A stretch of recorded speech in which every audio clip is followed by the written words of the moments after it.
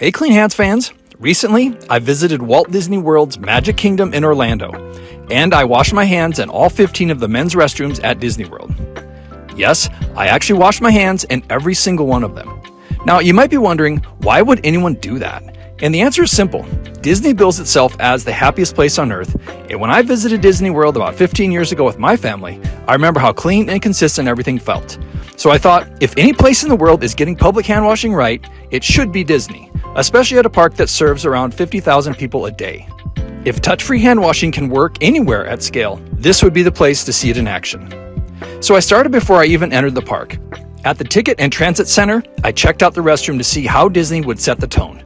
The sink I chose had a touch-free faucet with cold water, a manual pump soap dispenser, and a manual towel dispenser that unfortunately was out of paper. I moved to the next one and was able to get a towel, and the open corridor exit meant I didn't have to touch a door on the way out. Overall, the first stop was a 2 out of 5, as I would measure a fully touch-free experience. From there, I bought my ticket, hopped on the monorail, and made my way to the entrance.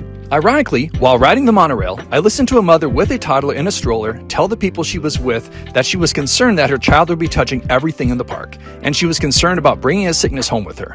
It was crazy to me that someone who had just paid all that money to get into the happiest place on earth was now talking about germs. But what I saw there was real. I know, I had little kids when we first came to Disney World, and I know my wife had the same concerns. It reminded me that how we all interact with public facilities is real. We finally arrived at the park, and before heading inside, I dipped into the restroom just outside the gates, and this one looked slightly more promising. Again, there was a touch-free faucet and cold water, but I noticed something interesting. There was a plug in the counter that looked like a touch-free soap dispenser may have been installed there at some point. The towel dispenser allowed me to pull a towel without grabbing a lever, and the exit was touch-free. That bumped this experience up to a 3 out of 5. Once inside the park, I headed toward Main Street and stopped at the restroom near City Hall. This one had sleek, modern touch-free faucets, but still the same manual soap pumps and manual towel levers. The man next to me was visibly frustrated when his faucet didn't activate immediately. He said, "So stupid. I think it's doing the old-fashioned way, huh?" Yes, did you hear that? So stupid. Why don't they just do it the old-fashioned way, huh? That moment stuck with me. Touch-free is great, but it has to work, especially in high-traffic environments. When fixtures are installed, they need to be durable and reliable. The restroom at City Hall was a 2 out of 5. As I made my way down Main Street, I started wondering if I was going to see 2s and 3s all day long. As I was heading toward the accessible restrooms at Casey's Corner just off Main Street, I noticed they were closed for remodeling. And I have to admit, I got a little excited. I started imagining that maybe this would be the beginning of fully touch-free restrooms across the entire park. Maybe this was the moment Disney decided to take the experience to the next level. Then I remembered that I hadn't even made it to Fantasyland yet, so I probably shouldn't get ahead of myself and just snap out of my dream. But seeing a restroom closed for renovation does raise the question. If you're already remodeling, why not rethink the entire hand washing system? Once I got back to reality, I headed to Adventureland where I visited 2 different restrooms. One just inside the entrance,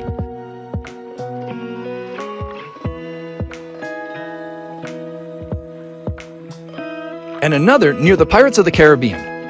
Both followed the same pattern I was beginning to recognize. Touch-free faucet, cold water, manual soap, manual towel lever, and a touch-free exit. Clean and consistent, yes, but still only about a 2 out of 5 from a fully touch-free standpoint. At this point, the pattern was clear. In Adventureland, I did take a minute to stop and take a selfie and text it to my friend Seth, who informed me that I was completely out of my mind for coming to Disney World and only washing my hands. Fair enough. Before I go any further, let me address a question that I get. What's so wrong with grabbing a towel lever after you wash your hands? Well, the science is actually pretty straightforward. When hands are wet, bacteria transfer more easily. So if you wash your hands and then grab a shared handle, you're potentially picking up the microbes from everyone before you and leaving some behind for the next person, even if your next step is to wipe your hands dry with a towel. Simply put, with the technology available today, I don't believe pump handles are necessary. There are better options. In Frontierland, at the restroom near Tiana's Bayou Adventure, I experienced something different. One faucet didn't work at all, but another did, and it delivered warm water. That was the first time all day I'd felt warm water at the sink. And it does make a difference in the overall experience. With the malfunctioning faucet and the continued manual soap and towels, I gave that one about a 2 out of 5. Moving into Liberty Square, I paused briefly to enjoy a stroll past the Hall of Presidents. I guess I'm just patriotic. And I also snapped another quick selfie near the Haunted Mansion which had been a family favorite attraction years ago. Then it was back to work. The restroom near the Haunted Mansion felt darker than the others, but by then I knew what to expect. Touch-free faucet, cold water, manual soap, manual towel lever, and this time the towels were out again. Another 2 out of 5. Fantasyland, however, gave me hope. There were 3 restrooms showing on the map, and I thought, surely if Disney is going to elevate the experience anywhere, it might be here. At Pinocchio's Village House, I found the same pump soap and touch-free faucets I've been seeing all day. This restroom also had Dyson Airblade dryers mounted above the sinks. Based on my previous testing, I opted for the paper towels instead, even though it required touching the lever. This restroom was another 2 out of 5. At the restroom at Gaston's Tavern, things improved again. The faucet was touch-free and reliable, the towel dispenser allowed me to pull a towel without grabbing a handle, and the exit was touch-free. Still manual soap and cold water, but this one felt like a genuine 3 out of 5. The Fantasyland train station had the same setup, which made it another 3 out of 5. For a moment, it felt like the day was trending upward. Then, I entered Tomorrowland.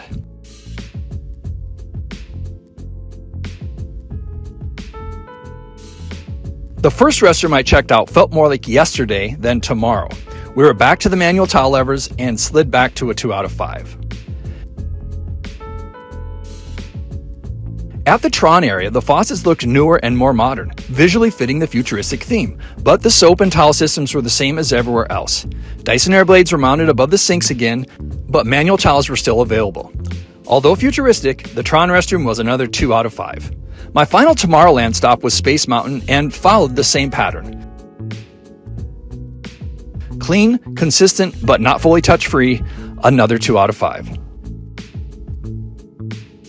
My 15th and final restroom was near the Plaza restaurant as I headed toward Main Street.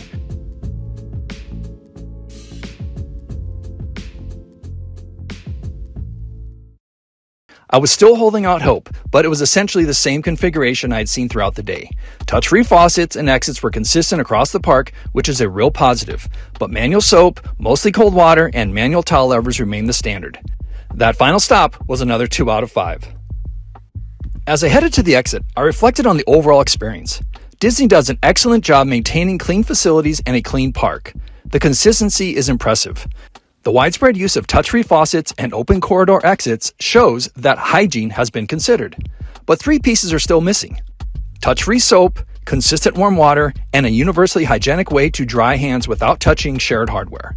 Disney, maybe you've already discussed these parts of your restrooms. I would be interested to know more of your thinking because I'm guessing these are not random decisions. When you look at the scale of the park, there are roughly 30 public restrooms when women's restrooms are included.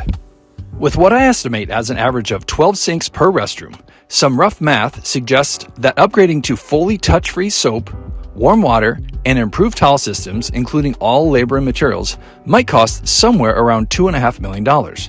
For a park serving around 50,000 guests a day, that investment could theoretically be covered by increasing ticket prices by 15 cents each over the course of a year.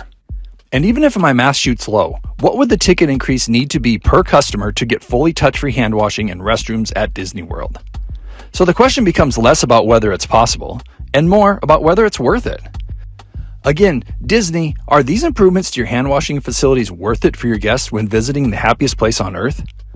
Clean Hands fans, I'd love to hear your thoughts. If you were bringing your family to the Magic Kingdom, would you appreciate a fully touch-free hand washing experience? And would you be willing to pay more to not have to touch anything when washing your hands at Disney? As always, stay clean, stay healthy, and stay tuned, and I'll see you on the next hand washing adventure.